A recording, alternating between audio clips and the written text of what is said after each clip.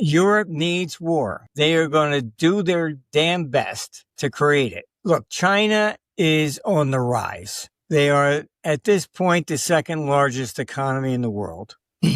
China will surpass the United States. We're very polarized. The country will break up. I don't see this as being solvable. They're just two drastically different political philosophies. This is what's killing the West. You cannot have social justice, individual liberty, and economic efficiency simultaneously. Hey, welcome back to the show. And joining us today is returning guest Martin Armstrong, the founder of Armstrong Economics. Martin, how you been? Oh, not too bad. Watching another crazy year come into play, Lot of craziness going on, and surely more to come. Perhaps you can render or provide your rendering as it relates to what's going on around the world and how that relates to all of us and what you think is most important. Well, I know a lot of people are probably caught up in conspiracy theories about Venezuela. And I think what they have to understand is that Venezuela is probably more similar to the 1962 Cuban Missile Crisis, in the sense that I think Putin's biggest mistake is that he thinks that nuclear threats is still a deterrent, and they're not. He comes out, you really want to do this, blah, blah, blah, we're going to go into war, and they go, yeah, so what? It's, things have changed. Nukes were supposed to be the deterrent to make sure we don't get in the war, and now nobody cares about them anymore. And all I hear is like from NATO is that, he would never push the button because he knows it would blow back on him. So we could just go in and take, Russia with one hand tied behind our back, and Putin will fall to his knees and beg for his life before we chop his head off or something. It's kind of nuts. And so what really is behind Venezuela was he had made comments which were taken seriously in Washington, that he would put missiles in Venezuela and or Cuba. And that's why I say it's like 1962. And more or less the same playbook. Most people don't know, but it's been declassified now. So I think, if you really want to, look underneath the rug, the Cuban Missile Crisis was to a large extent just propaganda, in the sense that there was a secret deal which they kept classified, and what it was that Khrushchev backed down. True. But what did Kennedy do, which they kept secret? The deal was he would remove the Jupiter missiles from Turkey. So it was a tit for tat type thing. And I believe this is the same playbook. He thought, I'll threaten to put missiles in Cuba and Venezuela against Ukraine. And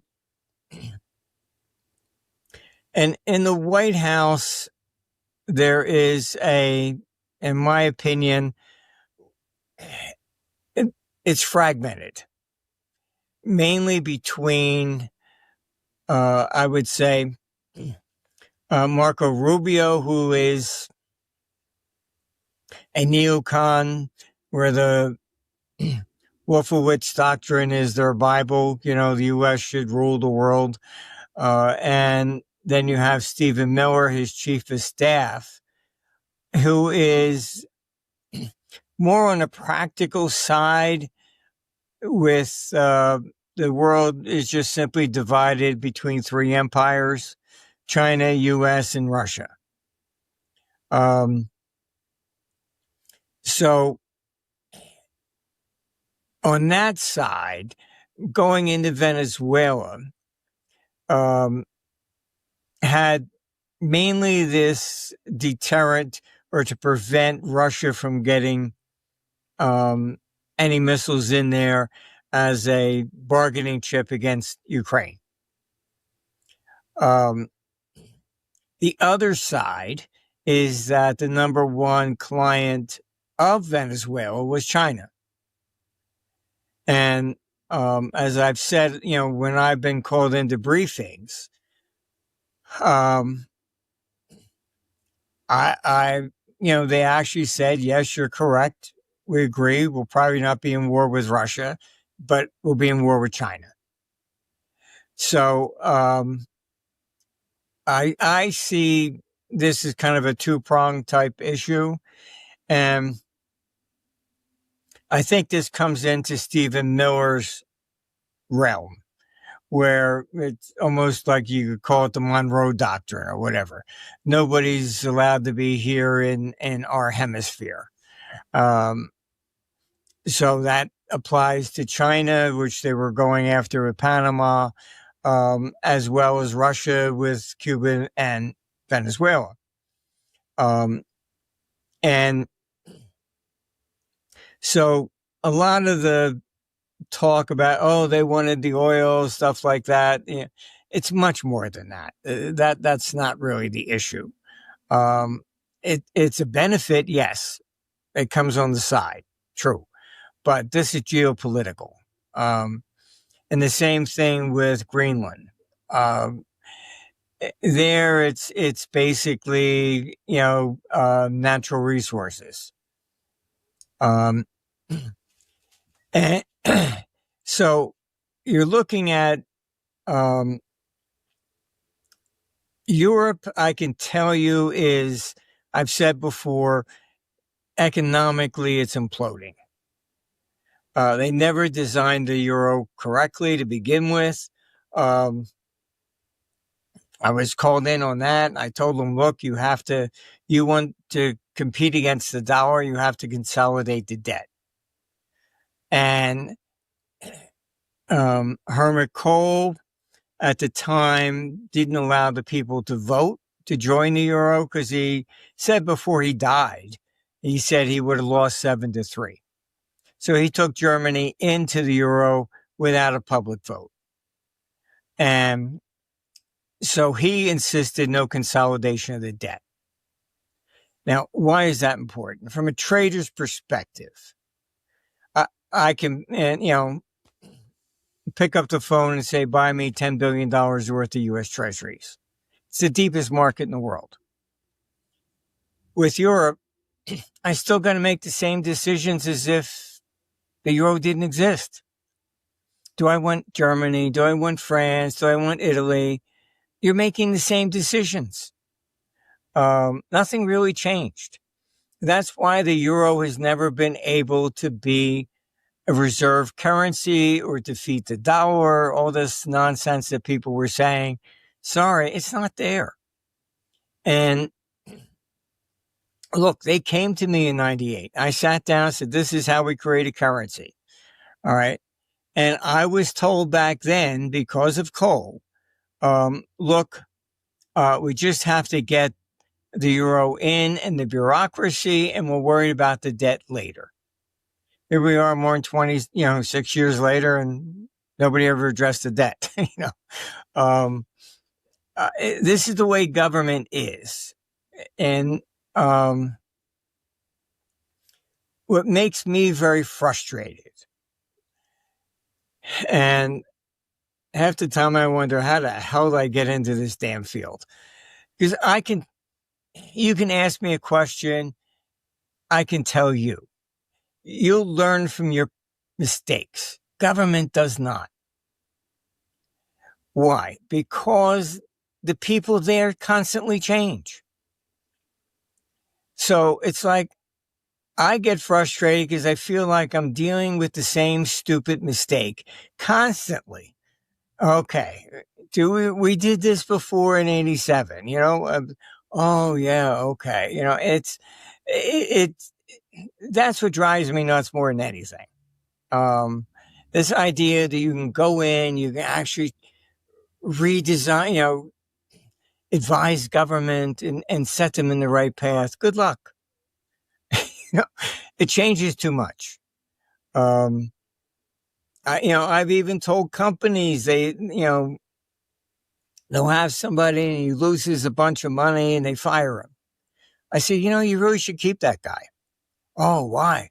Because he won't make the same stupid mistake again. You fire him, you bring in somebody else, and he makes that same mistake again. And I get the same phone call. I'm tired of it. If I felt like I could make a difference, it's one thing, but I feel like it's Groundhog Day all over again for the last 50 years. It's again, we're doing this, so government is not, one size fits all. There's always fragments. I deal with governments around the world and they're all the same. I don't give a shit what the hell call themselves, communist, capitalist, whatever. We have no right to vote. They call us a democracy. Really? Are we ever asked, do you want to go to war? Never. They decide. All right. People have no idea how bad things really are. You take insider trading. Actually, that's not a law that was ever passed by Congress.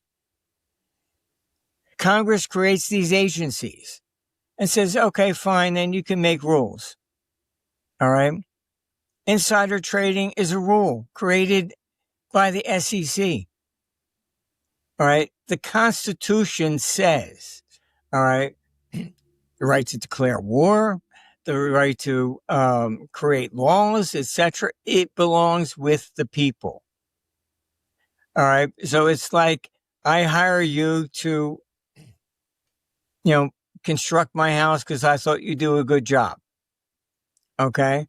Well, I don't feel like doing it, so I'm going to go hire this illegal alien and tell him to do it. I hired you, not him. This is the problem in government. The vast majority of these laws are rules, not laws. We send people to Congress and they don't do their job. They delegate it. And the Supreme Court said that was okay. And, I think the first case was 1825. So they haven't been doing their job ever since. And there was even a Chevron decision by the Supreme Court, which was finally just overturned. It said a judge must defer to an agency, their interpretation. So they even usurped the judges. We say this is the law and you have to do what we tell you. Where's your court? Where's Article 3? None of this stuff exists. People don't realize how screwed up things really are. So I get frustrated about all of this. It's like I've been there, done that. And people have no idea, Adolf Hitler's notorious court had the highest conviction rate in history until the United States. It was 90%. The conviction rate in New York City is virtually 99. You can look it up. Michael Milken, all right, on the whole insider trading nonsense. He was not guilty of anything. Insider trading, the rule, created during the 1930s was that I'm a director of a company. I know we're going to file bankruptcy tomorrow. So I sell all my stock today. Okay. That was insider trading. The theory on Michael Milken. Oh, he and I are going to buy this company. We're defrauding the public out of the same information for them to make money, not lose money. All right.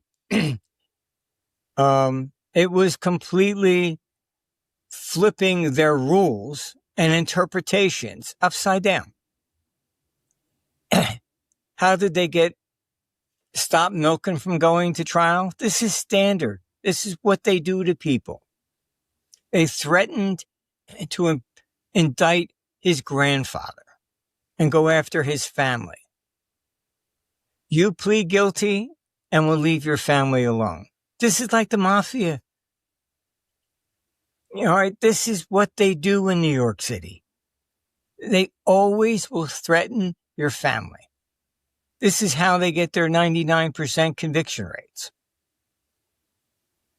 And there was even a New York Judge Rakoff, wrote a book, how the innocent go to prison and the guilty go free. Look it up. It's on Amazon. He wrote a book when he retired, disgusted about the system. But why do the guilty go free? Because they're only interested in, not law, they're interested in how many convictions can I get so I can get one of those high-paying jobs in New York. Oh, I won every case I had. Okay. Oh, okay, fine. We'll give you, we'll start you $200,000. The guilty go free because, okay, fine. And I can tell you, the drug dealers from Colombia, they have their own radio show in New York. Somebody's arrested. Okay. They get somebody else, even needs a heart transplant. So they say, okay, fine. We'll give you a couple keys of cocaine or whatever, put you on a plane. On the radio station, hey, Juanita's coming to see you. She's got, the 2 kids with her, and here's the flight. And then he gives that to the prosecutor. The prosecutor goes arrest him. He brought in somebody else. He goes home. This is the system. And then the guy, because he needs a heart transplant, then they have to pay for it. it's pick up the rug on the justice system in New York and you'll be absolutely shocked. But this is where we're at. So you have Miller under this theory of dividing the world in 3. Okay. So from his perspective, we have to take out Venezuela, kick out Russia and China from our hemisphere. Rubio, on the other hand, is a diehard neocon who wants the destruction of Russia, basically. I was very disappointed when Trump put him in as Secretary of State, and after what all the neocons did to him, I said, what the hell's going on here? But, I was told it was an olive branch to the neocons. But look at Rubio. What did he do before Trump appointed him? He was in the Senate. He put in a bill to prevent any president from leaving NATO without congressional approval. All right. Now you got Massey in there, submitted a bill to exit NATO. I mean, it's just a mess. It really is a mess. You don't have this one-size-fits-all policy coming out of Washington. It's very fragmented. Our country extremely polarized. And I mean, I went to a briefing on Monday, and DeSantis, the governor of California, has been pushing very hard. He's got 28 states lined up so far for a constitutional amendment for term limits. We need 35. If you get 35 states, then the states can push a constitutional amendment rather than just Congress. Might get the rest of them this year. Hard to say. But then you have Anna Paulina Luna putting forth, submitting a motion, which he's also supported, to end insider trading among members of Congress. I mean, but just those two bills show you what I'm talking about. I mean, Pelosi, the joke was she should, take over Soros's fund or Buffett's fund because her performance is thousands of times better than anybody else in the industry. Yeah. But so my concern is that you have Rubio. He's definitely pushing for war with Russia. The neocons that were against Trump, I mean, you even had like Dick Cheney endorsing Camilla. Why? Because they want somebody that's just basically doesn't care. Just, there's the auto pen machine. Just do whatever you want, and that's what goes on. I saw that shift from 99 on. Before then, it was, basically, I could have an intelligent conversation with heads of state. I knew Margaret Thatcher, Reagan, etc. You could actually talk to them. I don't know any of them today that you could sit down and have an intelligent conversation with. It's usually their chief of staff or whatever. Oh, well, he handles that. They don't know. Stammer, Macron, Mertz. I wouldn't sit down. I don't even want to have a drink with any of them. It's just like talking in one ear and just goes out the other. There's nothing there to absorb or even do anything. They just do whatever they're told and how much money's at stake. You look at Ukraine. I mean, Zelensky's number one man got caught taking $100 million. I informed Congress. I said, look, Zelensky's wiring out $50 million a month to an account in UAE.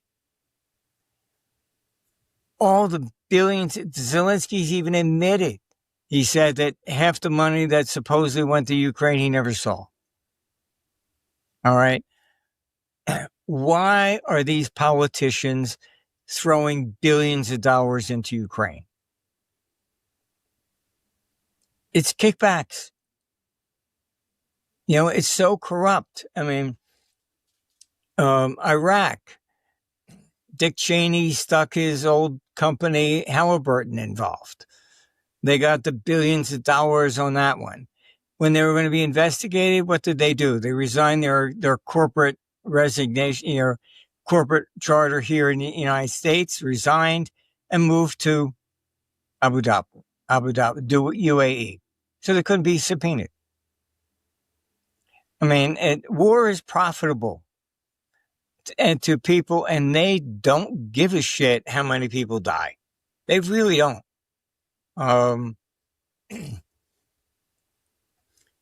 Psychopaths or something, I don't know, but they really have no question. I mean, Europe, look, UK has a military force of 71,000 people. That's it. So this is why they're always trying to drag America in. Let us pay for everything. Let American blood go on their soil, and we don't have to pay for it. It's all the same shit. Constantly. NATO is nothing but a retirement home for neocons. They have no purpose. They should have been shut down when the Warsaw Pact fell. All the members of the Warsaw Pact are now in NATO. NATO has no purpose whatsoever other than war. I've seen the internal memos. They were concerned about all the money going to climate change. How do we remain relevant? The only way they remain relevant, Putin wants to invade Europe. You better give us 5% of your GDP. We'll protect you. It's like a mafia game going down the street to every store. Protection. And then nobody's going to screw with you. But the problem with NATO, and I'm not alone. There's a movie coming out on war pretty soon. And a number of generals are now coming out with the same thing, what I'm saying right now. NATO is dangerous and it should have been shut down. Because if there's peace, then why do we need NATO? They lose their pensions, they lose their salaries. You start cutting it down. Any agency, it doesn't matter what it is. Once it's created, it will fight to the very end to keep that money because that's their jobs. All right. Back in 85, I had proposed, I warned them. I said, look, you should merge the SEC and CFTC. You're going to drive everybody out of the country, which created the hedge fund industry. Why? Because if you obeyed the laws of the SEC, you went to jail with the CFTC. They were completely opposite. CFTC said you can charge 20% performance. No problem. As long as it's disclosed. SEC, you can't do that. After the 87 crash, the two agencies were blaming each other. And there was a fight over who was going to regulate S&P futures. CFTC said, that's the futures. We get it. SEC saying that's stocks. We should get it. I mean, this is, I warned them. I said, this is why everybody's going to leave. I used to manage money in the United States up until 85. I handed it all back, said, sorry, leaving, goodbye. I was offered, multi-billion-dollar fund to manage. I declined. Why? It was like $60 billion. Because by law, it was an equity fund, but by law, I could only hedge up to 17%. If I went over 17% using futures, that's illegal because now I got to be a CFTC, registered with the CFTC. So I said, forget it. I cannot manage money for a client. If I thought the stock market was going to crash, I can't hedge because I'm an SEC regulated versus CFTC. This is why people went offshore. It's a mess. It really is. And when I told them they should merge it, the excuse was, we'd have to lay off, tens of thousands of people. It's the jobs. They don't give a shit. What's right or what's wrong, they really don't care. So, I mean, 100%. War is it's just the same thing. I mean, it's, Europe needs war and They are going to do their damn best to create it. Now, you just had France and England signing this act that as soon as there's a ceasefire, they're sending in their troops. Really? Okay, now that means NATO is going to be inside Ukraine with a ceasefire. From Putin's perspective, why should I agree to a ceasefire? I'm then agreeing to NATO entering Ukraine. It's and all the propaganda. Putin invaded unprovoked. Really, we're the ones that started this whole thing. They just lie about everything. John McCain was there in Maidan. Overthrow your government. We're with you. Victoria Nuland was there handing out sandwiches in Maidan Revolution. She handpicked the government and then, unelected, attacked the Donbass. They started the civil war. I'm just tired of all the lies, propaganda, and you just take this Venezuela thing. I mean, they're just handing the government to this number 2 in line, Rodriguez. All right. And Trump has said that, well, she has the respect of the military. Not a popular Democratic person. Why? Because, the military doesn't want that. So this was about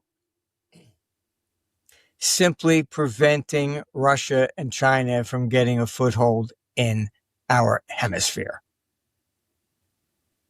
All right. Wasn't about freeing the Venezuelan people. That's not the issue.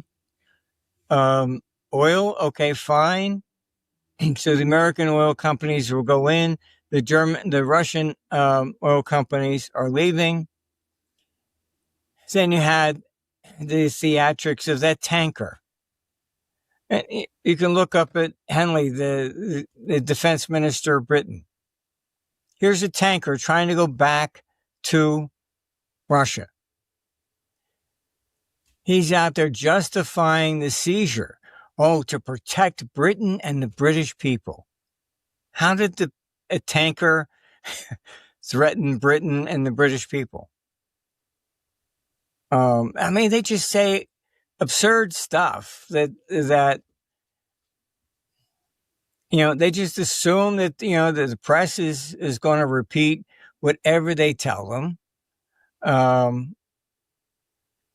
Look, when I was in school, I was taught in grade school, no less, that the Spanish-American War was started by the press. And between Pulitzer and Hearst, and there were, Hearst even said, you provide the pictures, I'll provide the war. It was just to sell newspapers. Pulitzer made so much money from, he was the father of yellow journalism, that he donated what he had left to Columbia University, for the Pulitzer Prize. So you're giving a Pulitzer Prize for the guy that started a war to make money. Hypocrisy is just... Oh, yeah, it's just fascinating. That whole history and how it continues to play out to today. Wanted to also ask you with respect to the Middle East and also Asia at some point, kind of your latest thoughts on those theaters. I do not see any real lasting peace in the Middle East. Look, you have people that have been raised since children to hate Jews. They're not suddenly going to say, okay, fine, kumbaya, why don't you come over to my house for dinner? It's just not going to happen. This is the same thing in Ukraine. They just absolutely hate Russians. Zelensky's made that very clear. You think this is not a dispute. Okay, fine. I'll give you this, I'll give you Park Place. You give me Boardwalk or Monopoly board, it's more of a, it's my God against your God sort of stuff. These are not things that are solvable. Um, Iran, has a natural,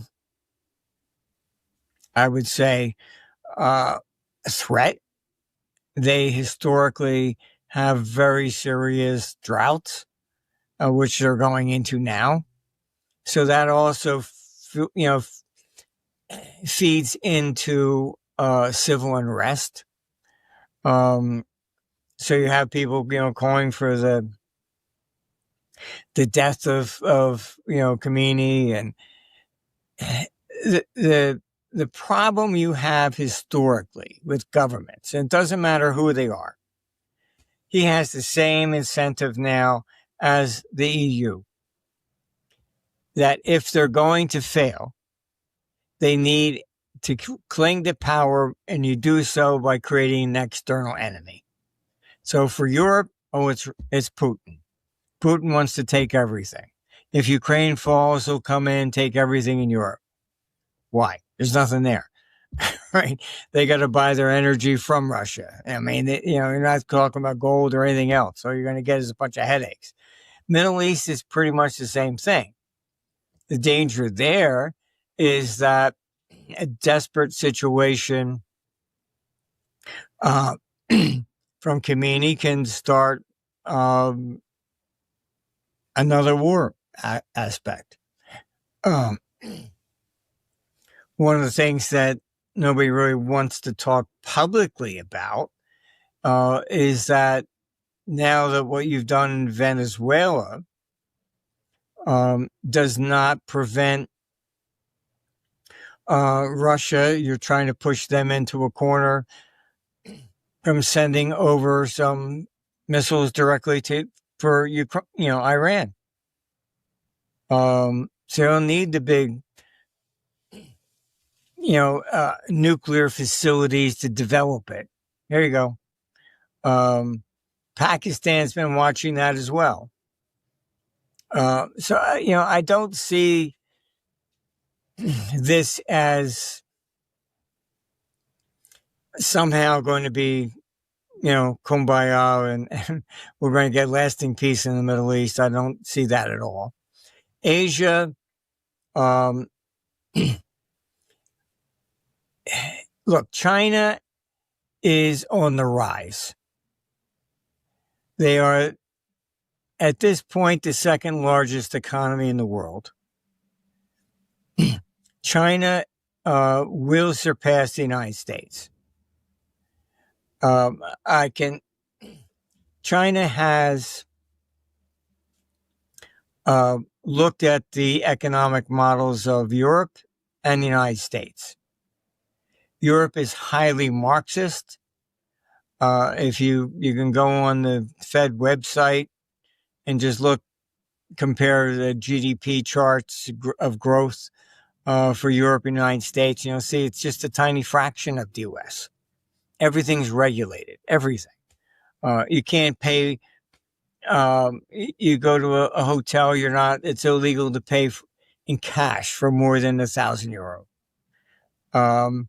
How much you're allowed to take out of it in an ATM is regulated. In Spain, you're not allowed to take out more than €3,000 out of your account without government permission. They're going after free speech, no longer exists in Europe. It's ironic. Oh, we're trying to protect democracy, so we have to shut down free speech.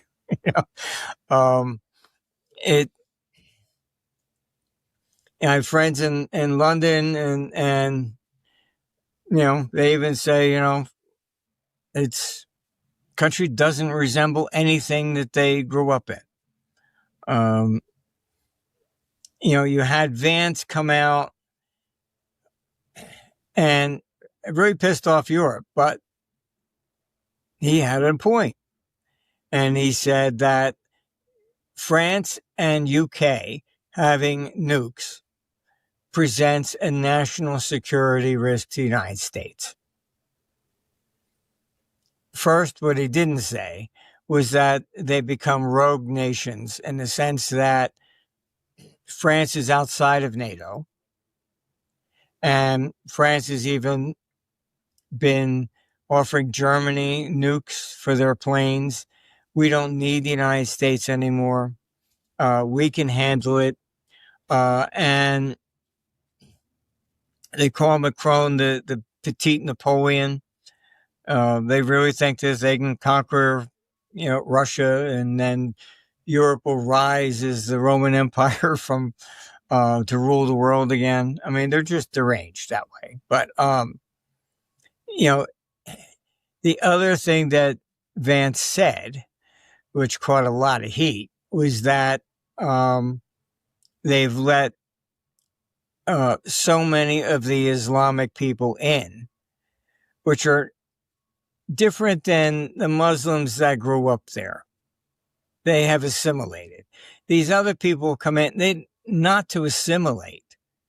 I mean, just look at all the havoc that they created on New Year's Eve. A lot of it's been censored, but fires everywhere, throwing stones at women. I mean, it's crazy. They brought their extreme culture from like Syria and Iran to Europe. So what he said was that they pose a risk because they are having children at a rapid pace, whereas Europe, United States, and Japan, for example, the birth rate's been declining. So in less than 20 years, the view is that UK and France can become Islamic states.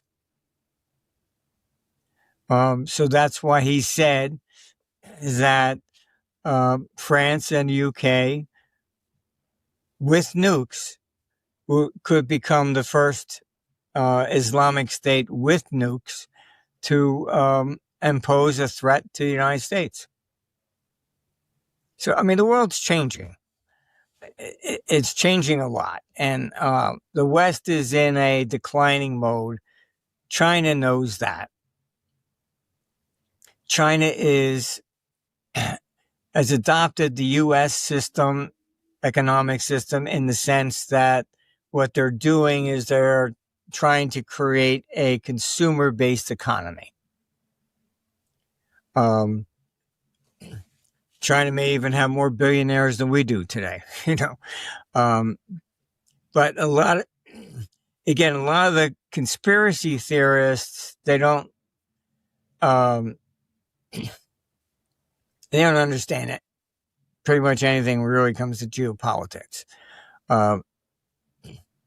China, they still call it a communist party.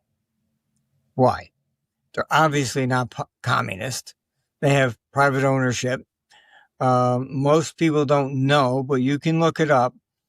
China realized that communism wasn't working, and they started in 1978 in little increments to allow private ownership.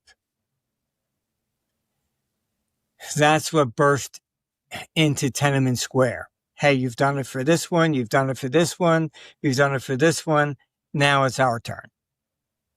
That's what Tiananmen Square was really about.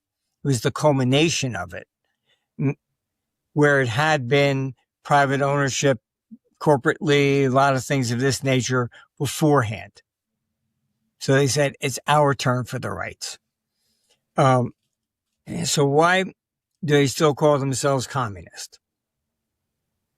Because in Asian culture, if they change the name, they then have to admit that Mao was wrong.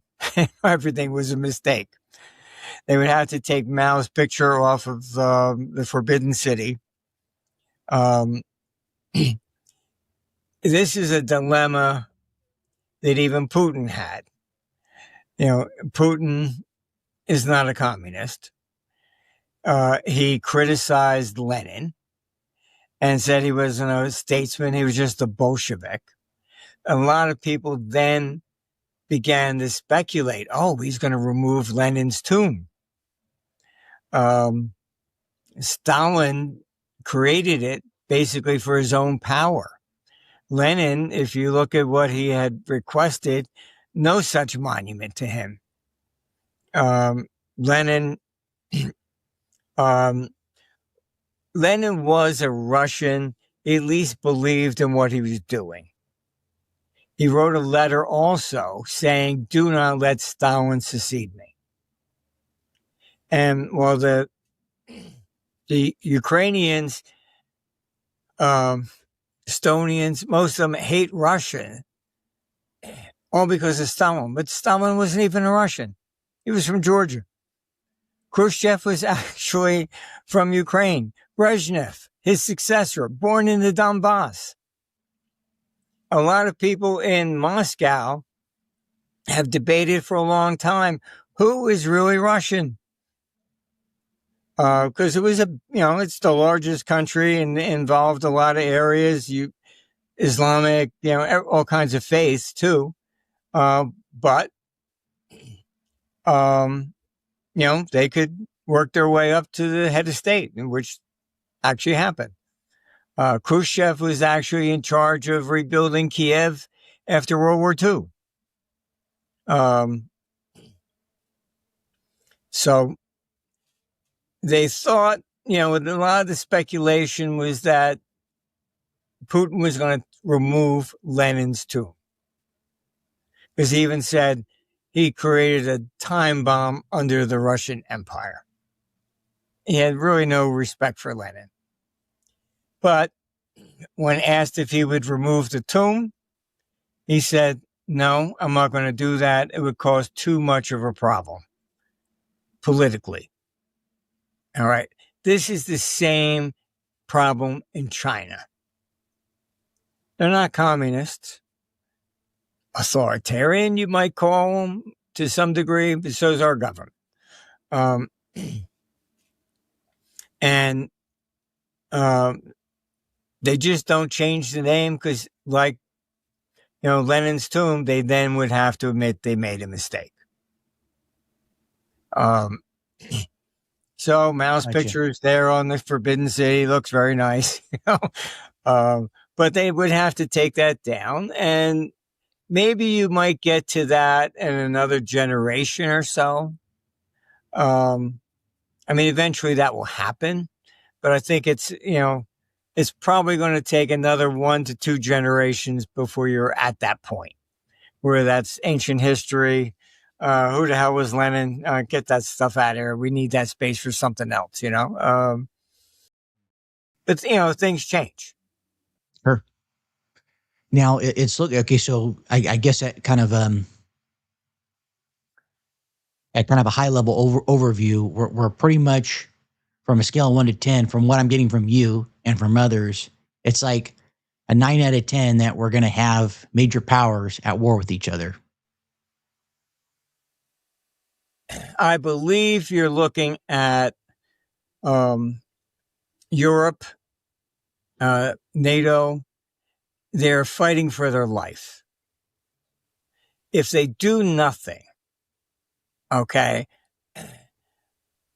my computer says you don't have a prayer in hell of the EU lasting probably past 2030. Economically, it's a disaster. They have, like I said, they've got their economic growth is a fraction.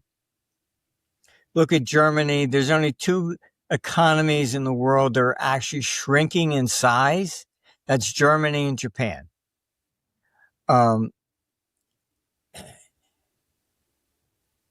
The stupidity of the people in power is just, it's off the charts.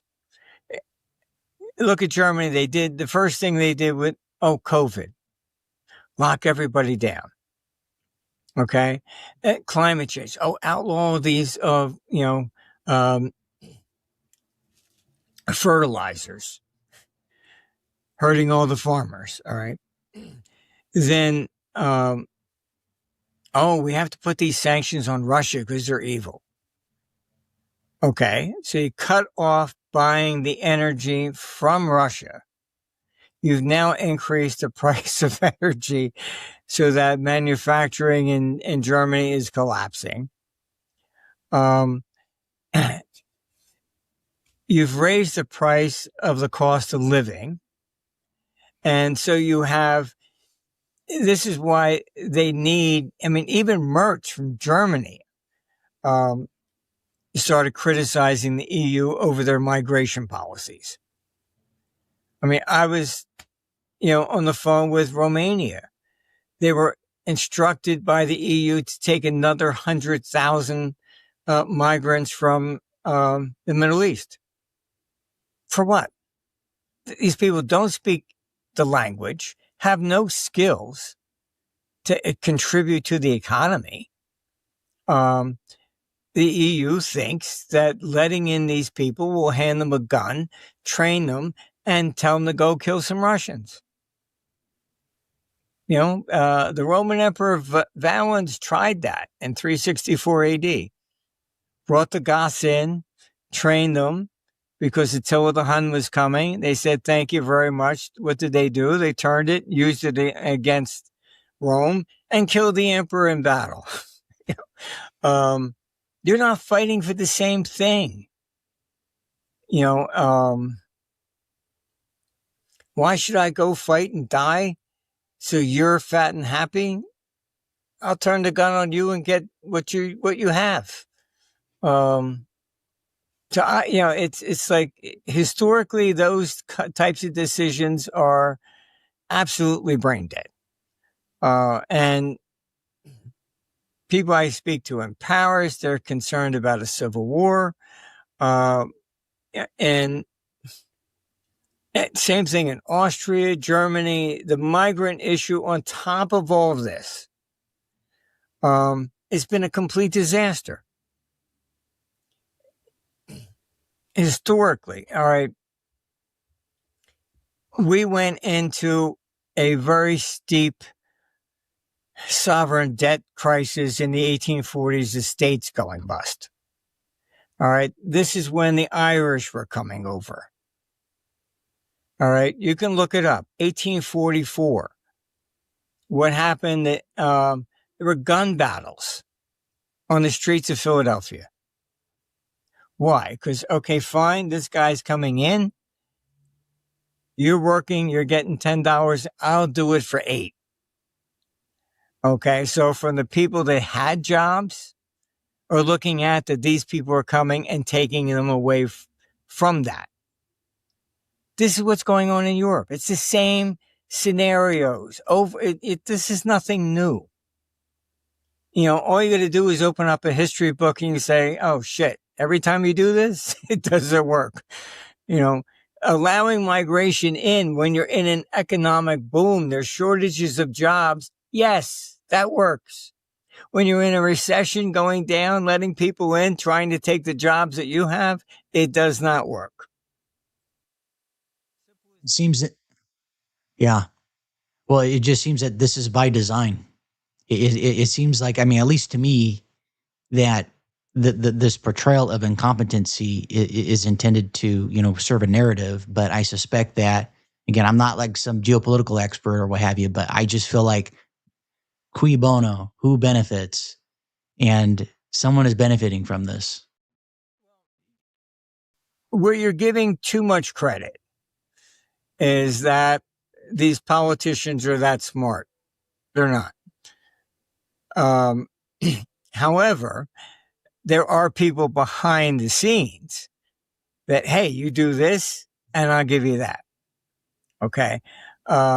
Do they understand what they're doing? Probably not. You have Ursula, the head of the EU, still refuses to give up her emails, buying 3 or 4 times the population of doses from Pfizer. of COVID.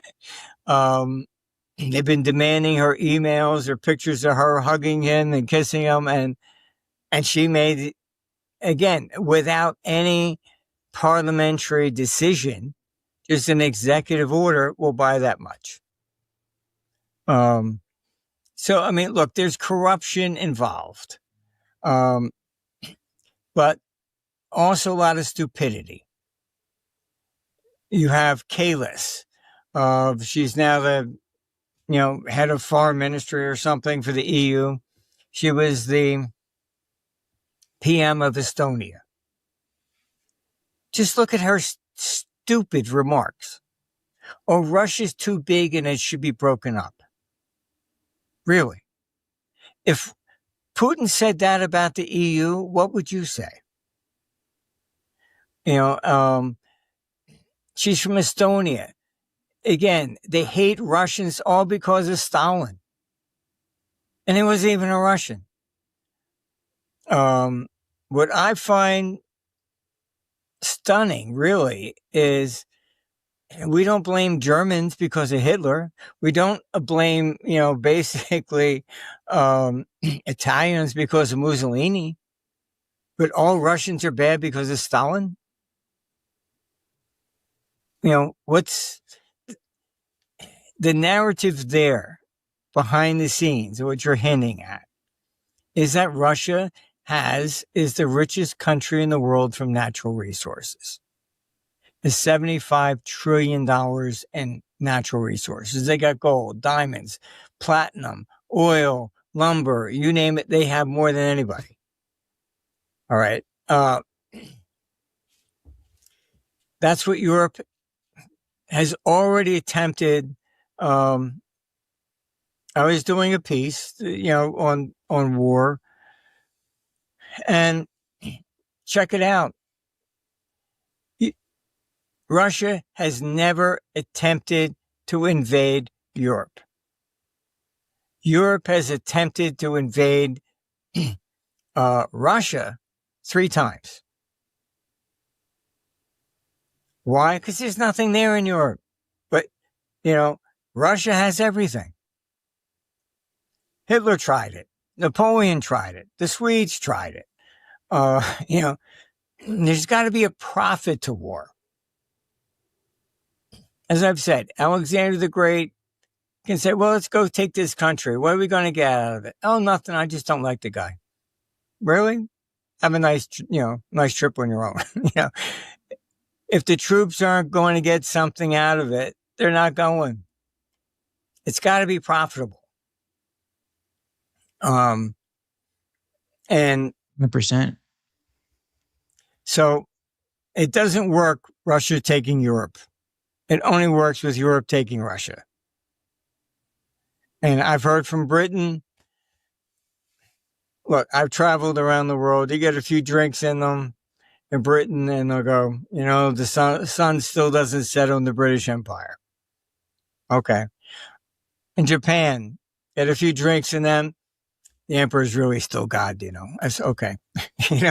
It's, these old ideas are still there. You got Erdogan in Turkey. He wants to resurrect the Ottoman Empire. And, I don't know. These people seem to live in the past.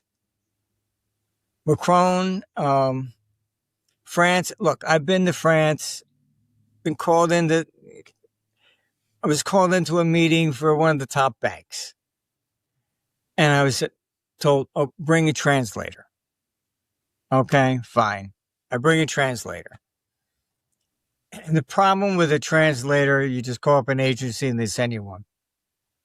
If they don't know the financial industry, a bull market comes out as a meat market.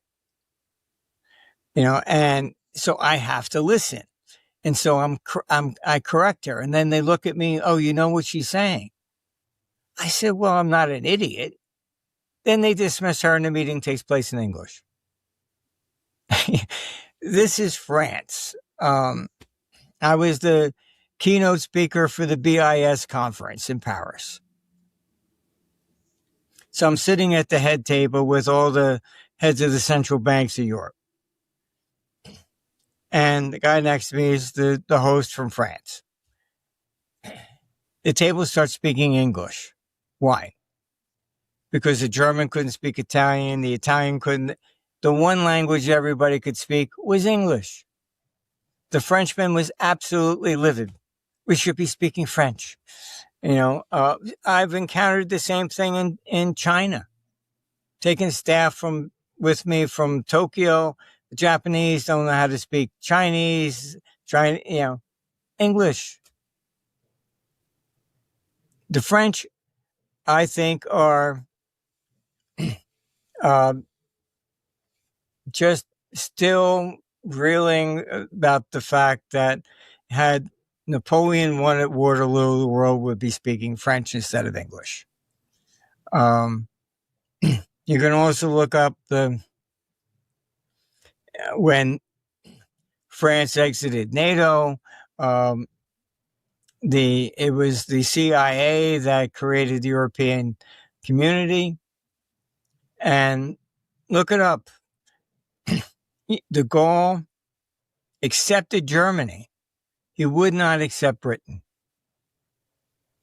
The hatred between the French and the English goes back centuries and fighting with each other for such a long time. But the European Community, when it began, Britain wasn't allowed to join until de Gaulle died. So it's not always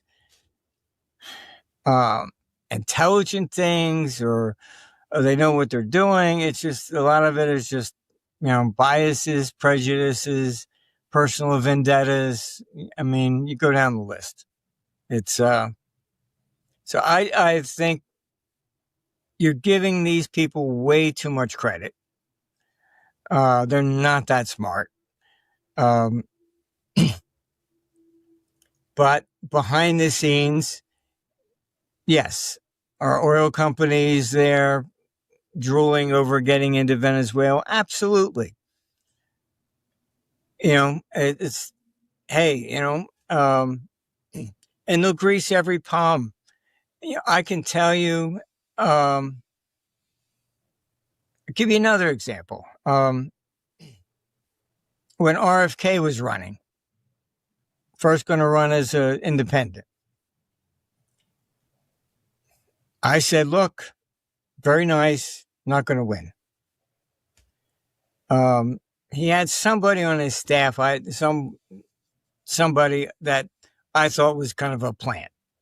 Oh, you can win, blah, blah, blah.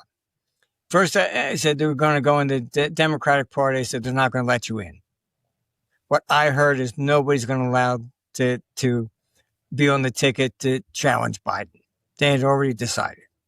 So they wouldn't let him on. So then he was going to go independent. So he's not going to win. Finally, after New York kicked him off the ballot as an independent, I said, look, if you really want to make a difference, the only way you're ever going to do so is to join with Trump. Why? Because back in 2016, might not be well known, but I knew what really happened. Trump had met with RFK and offered him a commission on vaccines. And what happened? He was appointed to create this commission. All the pharmaceutical companies threatened everybody in Congress. If that commission was going to take place, they would cut off their funding. It was shut down thanks to Congress. And maybe 30 days, 60 days later, the COVID vaccine came out. That's the real story. And, so there's always going to be people behind the curtain paying off the people in front of the curtain. It's just the way it is. But trust me, I've dealt with heads of state really, for more than 40 years. I used to be able to have an intelligent conversation, and I don't know any of them today that I could. They're all just, they're just like one of those dolls in the back of somebody's window where the head just keeps going. So then, if I might ask, in light of time, what is the solution? Do we just do a massive coup in the West? I mean, what is the solution apart from looks like we're going to go to war? I think that's what our computer's basically showing. That's what 2032 is about.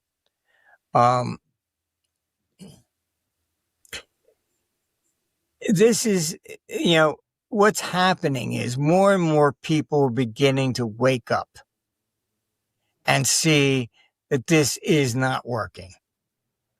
All right. That's what you need to make the real major political change. And you get to that point, and it's going to take a few more years. There are a lot of people, oh, this is conspiracy. I don't want to hear that. They're going to take care of me. Good luck. And as they begin to see this, you'll see. I mean, but the country's becoming so polarized. So is Europe. If Trump says the sky's blue, they have to say it's red. It's no longer about what's good for the country. It's just opposition politics.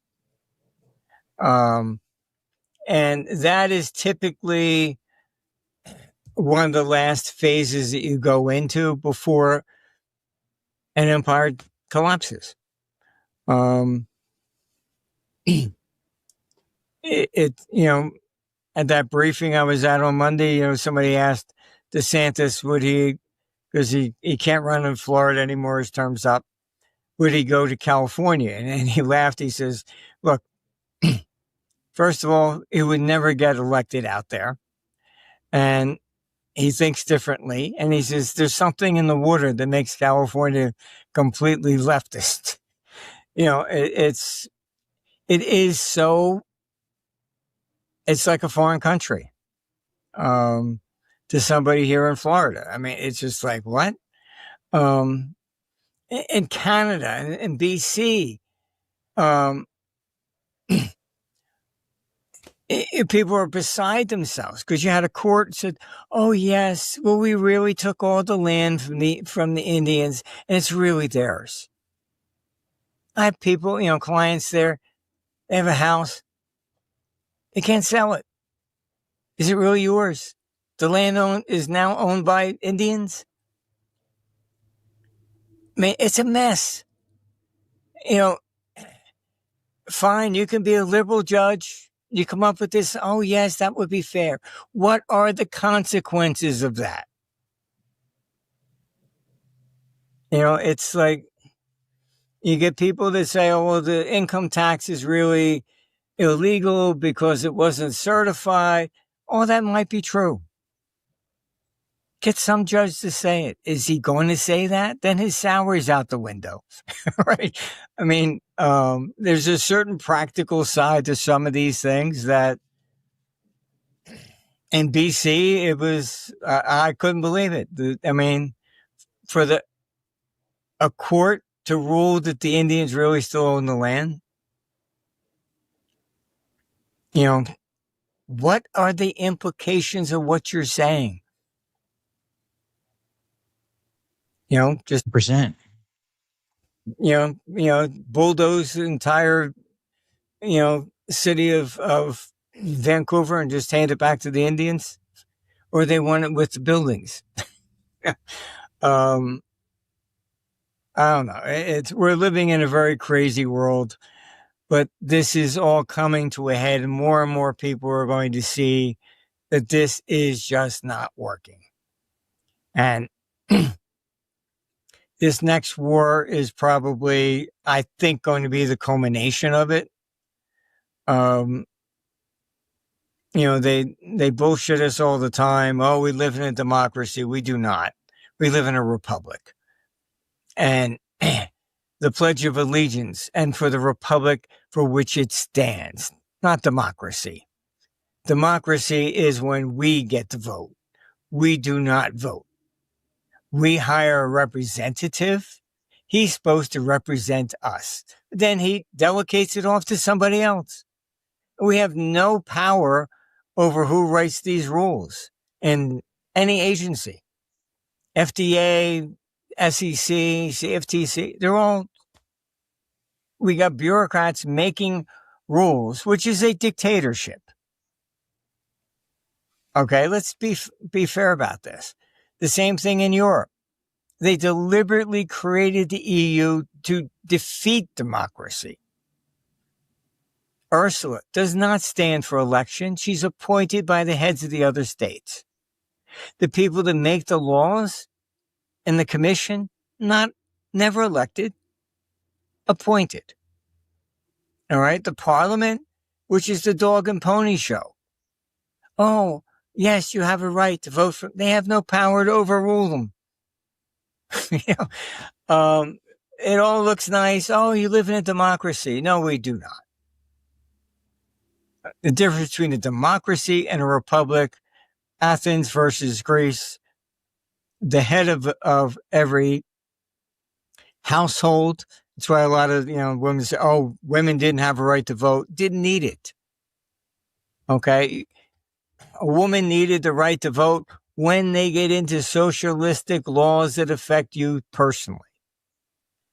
Only one person is the head of the house voted, not even his son or anybody else. He was the congressman that went down and voted for everybody that was in the household. That was the Greek system. Okay. But there were also not individual laws that said, oh, you have to wear a red scarf on Wednesdays or, once you got into socialism, oh, I'm doing this to protect you.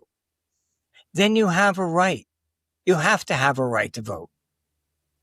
All right. Because they're the income tax. Oh yeah, we're going to go get the rich. Sounds nice. How do I know you're not rich?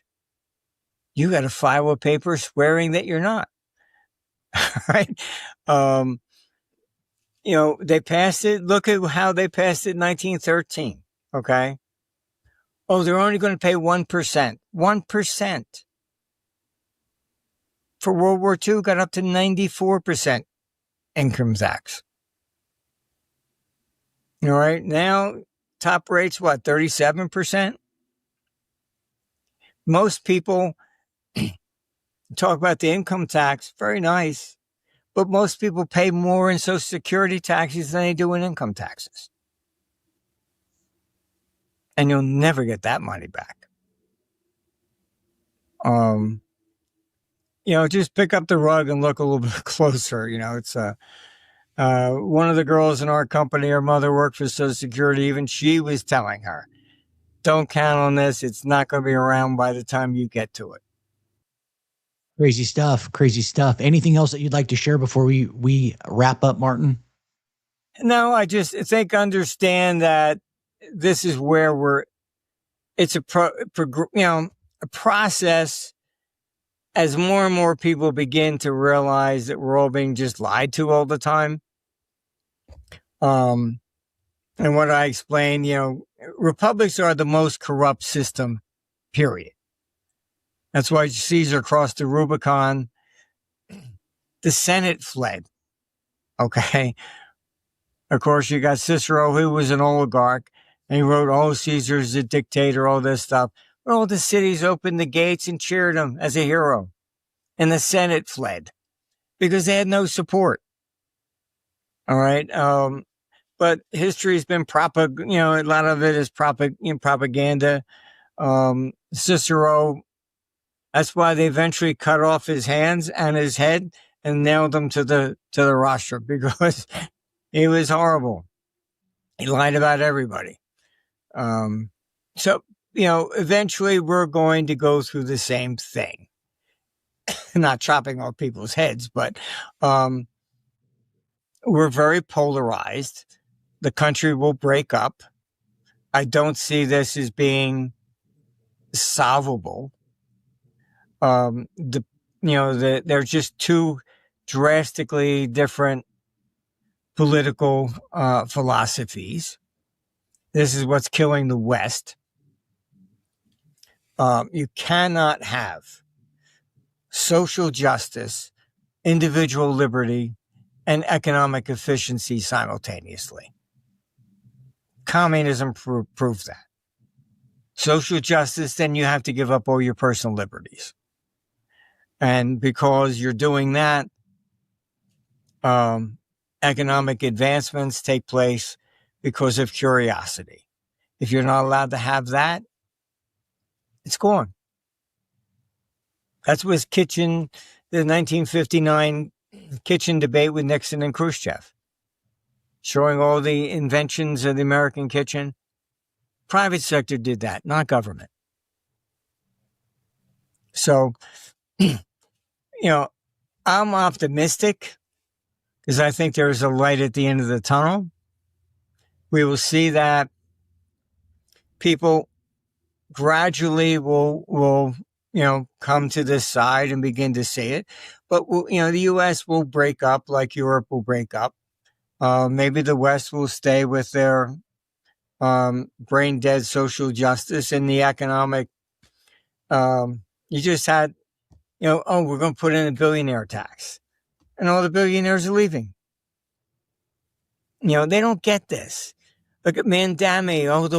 The warmth of collective. We're all going to be together. No individuality. Let's get rid of go after the rich.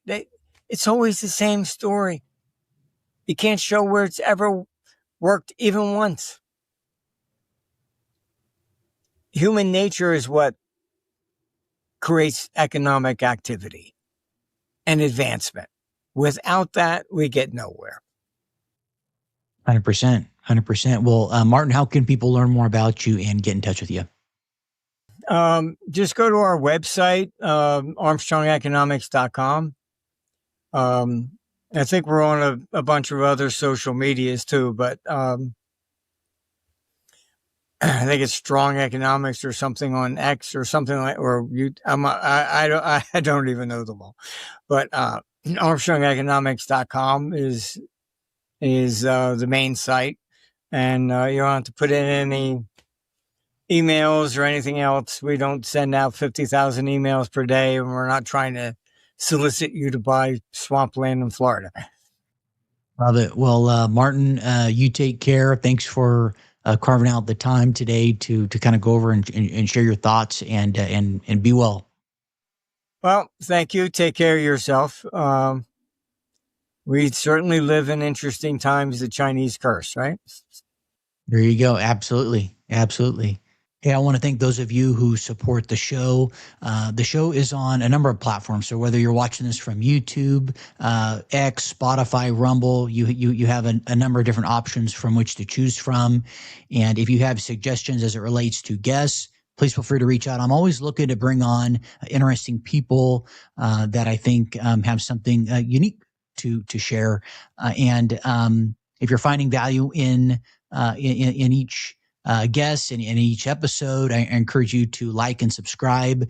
I'm always having to hammer on the subscribership and following because, as you might surmise, when it comes to inviting guests on the show, people want to see the numbers. They want to see how many followers you have, how many subscribers. It's a vanity thing for a lot of these people, but that's the game. So if you're finding value in it, subscribing, liking, even sharing, that helps.